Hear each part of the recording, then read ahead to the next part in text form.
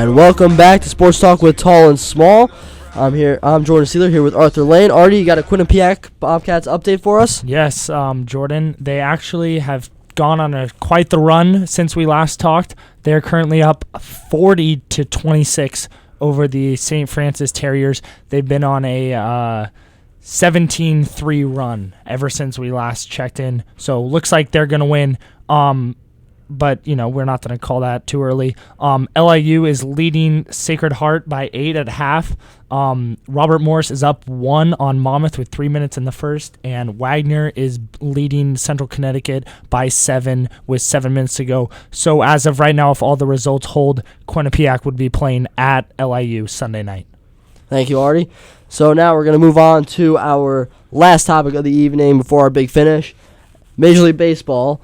So some news coming out of Major League Baseball. So we're going to start with the Red Sox. Bobby Valentine, the new manager of the Boston Red Sox, has banned alcohol from the locker room as, resulting from the incidents last season where they were, getting drunk in the locker room. Do you think that alcohol should be barred from all locker rooms? I don't think so. I mean, we have to remember these aren't teenagers, these aren't college kids. These are grown men. They can make decisions for themselves. I know that in the Red Sox instance, they might have not been the right decisions, but I don't think you bar it. Maybe a pitcher, after the game, a guy goes in and cracks a bud after the game, watch the rest of the highlights of around the league. I don't see a problem with that at all. So I wouldn't say bar it from the clubhouse, but I definitely think, some teams, John Madden came out and said he doesn't want to bar it, but, it's kind of like, be smart about it. Mm-hmm. I mean, the Red Sox weren't about. See, I disagree with you. I mean, I do think that they are adults and they should be able to make the decisions on their own. But the bottom line is, I just don't think alcohol belongs in a locker room, personally. I just don't. I mean, I know the owner of the Philadelphia Flyers, he actually has a no alcohol at all rule. That means that even when they're not in the locker room, even if they don't have a game the next day, they can't drink at all. That's why guys like Mike Richards and Jeff Carter got traded, because they went out drinking one night, and the owner traded them. But that's ridiculous. I just I have no problem when they leave the locker room if they want to have a drink. But I don't know, just in the locker room, I feel like when you show up at the ballpark, you should show up there to play baseball. Focus on the game. I understand what you're saying, that they should be able to have a beer after the game. But you know what? When you're there, focus on the game. Go home, have a drink. Yeah, I see what you're saying. Beer has always been involved with baseball. Babe Ruth, you think of a hot dog, a beer at a game. I think it's just, so part of the history of the game that, not necessarily they should be, provided in the dugout so you can, crack open a bud and watch the game if you're not playing. But I think that they don't need to restrict it from the clubhouse. I think it should just be, common sense. Yeah. But, some of these guys don't have common sense. And I just think that, I don't know, I just think it's a little, I just think it's unnecessary. There's just no reason for them to have to drink after the game. Why can't you, go into the locker room, you take a shower, you get dressed, you talk to the media, you go home, then you drink. I don't know why you have to come into the locker room, drink, and then do all that stuff and then go home. I don't see why you can't wait till you get home. Fair enough. Okay, so we'll stick with Bobby Valentine. He's been stirring the pot a little with the New York Yankees. He used to be the former manager of the Mets, so he's used to stirring the pot with the Yankees. So do you think that Bobby Valentine has to tone down the Yankee bashing? I think he does a little bit. I think right now he's starting to get into Rex Ryan territory. Now, the only difference is that Rex Ryan talks about his own team, whereas Bobby Valentine is talking about a rival team. I mean, he's got to watch his back when he comes to New York. But definitely, I think he's got to tone it down. I mean, it was good at first, to make quick little jokes. It got fan support early. But, it's getting, I say the same thing about Rex Ryan now 3 years after he was hired. It's getting ridiculous. Calm down a little bit. Stop, now focus on your own team. It's spring training now. Focus on what you got to do. Yeah, and I like Rex Ryan. I like that he does that. I also like the Jets, so... that kind of helps. I like the Yankees. I'm a huge Yankees fan, so obviously I'm not going to like when Bobby V's, hating on my Yankees. But I think I like it. I do. I like it like Rex Ryan. Maybe he's stirring the pot too much with going back to Jeter's flip play, that type of stuff. I think, okay, let's get it. Let's let that go. It was 11 years ago. But, he wants to show New England that, hey, I'm not going to let the Yankees push us around.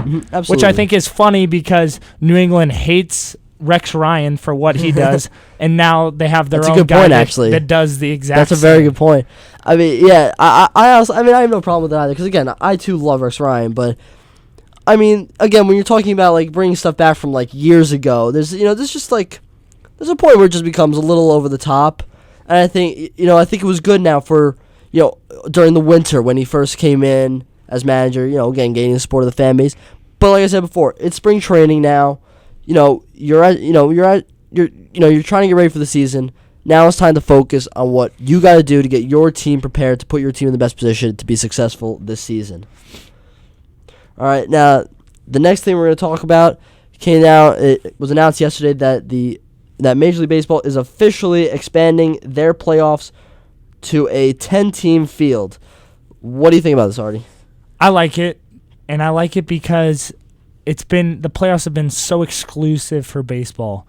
4 teams from each league make it.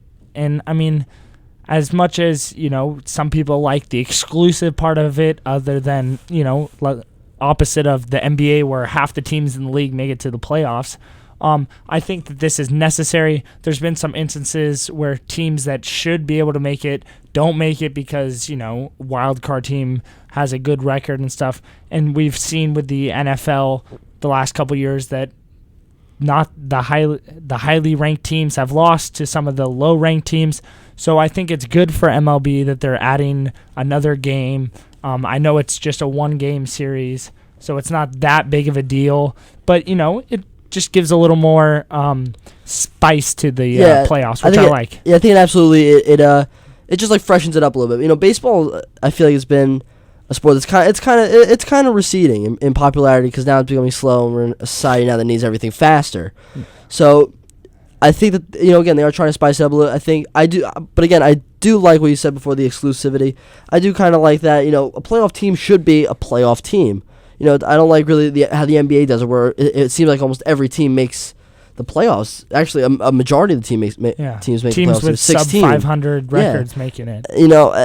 And I like that in baseball. Out of the 30 teams, only 8 of them make the playoffs. I thought that was cool. But one more team from each league is not going to hurt anybody. And it's just a 1-game playoff, right? And again, you get now a whole 2 other fan bases now getting excited. And so last year the Atlanta Braves, if this had been in place last year, the Atlanta Braves and the Boston Red Sox would have made the playoffs and avoided historic collapses. So again, you would have been getting the Boston fan base and the Atlanta fan base, and again, it just spices it up, freshens it up a little bit, makes it a little bit more exciting, gives it an extra spice. Absolutely. So I think this is in the long run going to be positive for Major League Baseball. I do too. I think, like you said, it's rescending. They need to keep up the rest of the games. I feel like NBA and NFL are evolving with society, appeasing society, and I don't think baseball's done that as much, which is why they're losing population. Yeah. I mean, sure, it's cool to say, this is how it's been, this is what we're going to keep it, but there's certain things that you can let go of. Absolutely. And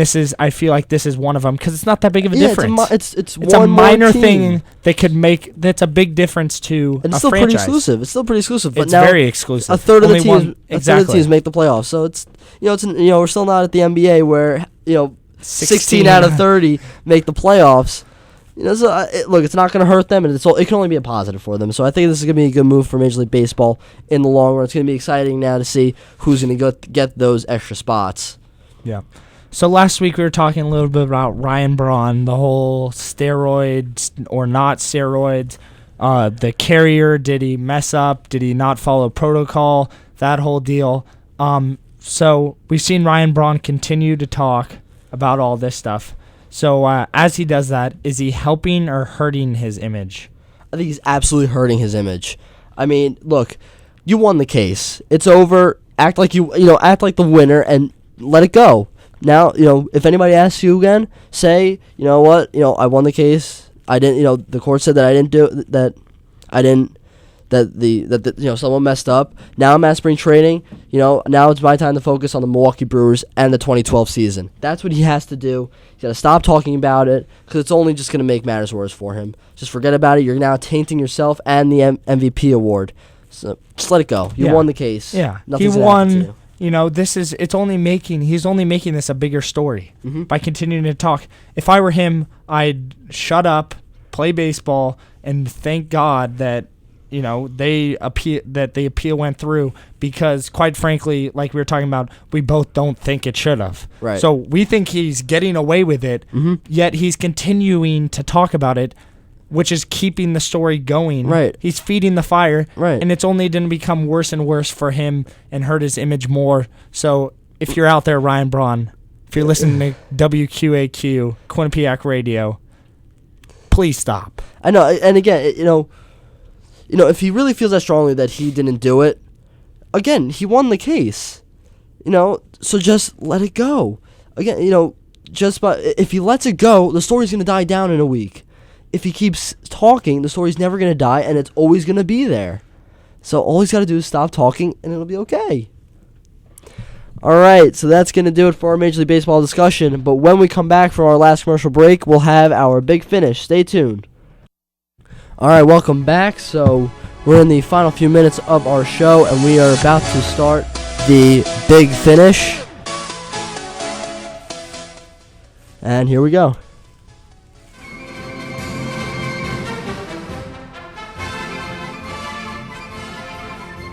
Okay, is Drew Brees and the Saints, they're still far apart on the contract. Is there a chance he goes anywhere else? I really don't think there's a chance he goes anywhere else. If they're going to franchise tag him, they're going to make sure that he is in a Saints uniform next year. There's absolutely no chance he goes. There's plenty of time left in the offseason. Hines Ward, released by the Steelers. What are your thoughts? We all knew it was going to happen. It was speculation that it was going to happen. I think it's good for the Steelers. They need to get someone else in there. He didn't have that productive of a year. So Jets rumored to have interest in Braylon Edwards once again. Upgrade over Burris? Absolutely. I think Braylon Edwards is a much more versatile receiver than Plaxico. Braylon Edwards is a much more versatile receiver than Plaxico Burris. He would work great with Mark Sanchez, great with Holmes. I think it's a great idea to bring him back if they can do it. The Knicks had their first post-All-Star game last night. What are your impressions of them? They look good. Looked right back on track. Lynn played well, 19 points, 13 assists. I think they're back on track. We'll see. Little too early to speak, but we'll see as the week progresses. Who's your first fantasy baseball draft pick?